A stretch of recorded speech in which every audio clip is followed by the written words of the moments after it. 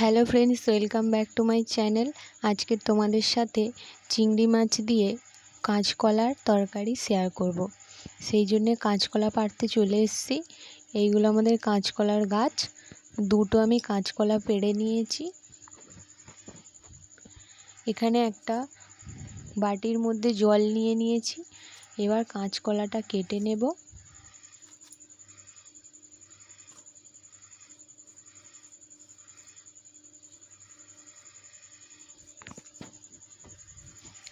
কাঁচকলার খোসা ছাড়িয়ে নিয়ে চার টুকরো করে লম্বা করে কেটে নিয়েছি।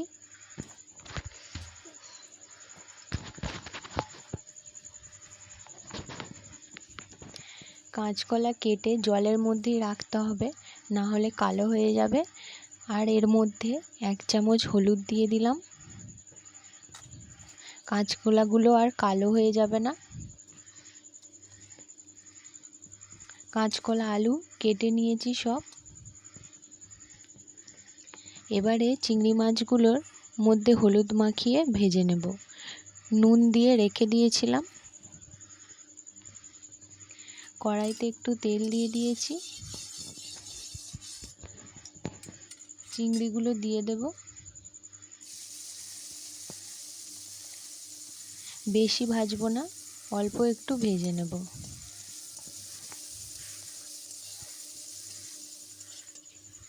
ভাজা হয়ে গেছে, নামিয়ে নেব।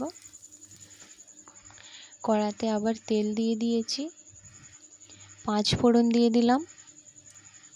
পেঁয়াজ কুচি দিয়ে দিলাম। পেঁয়াজটা একটুখানি ভেজে নিচ্ছি।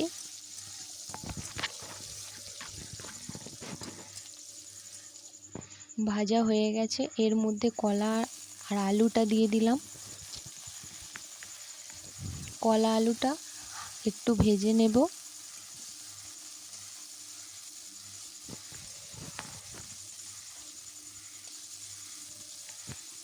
এর মধ্যে এবার চিংড়ি মাছ ভাজাগুলো দিয়ে দেব।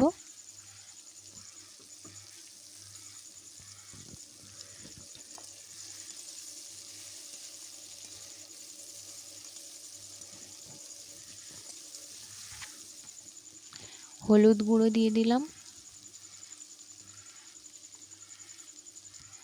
স্বাদ মতো লবণ আর 2 চামচ মতো লঙ্কার গুঁড়ো।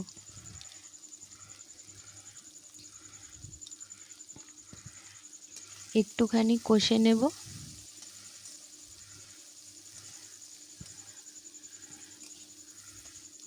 এরপর দিয়ে দিলাম সর্ষে বাটা।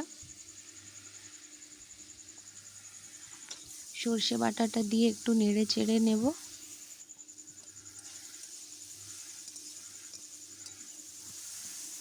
এরপর জল দিয়ে দিলাম।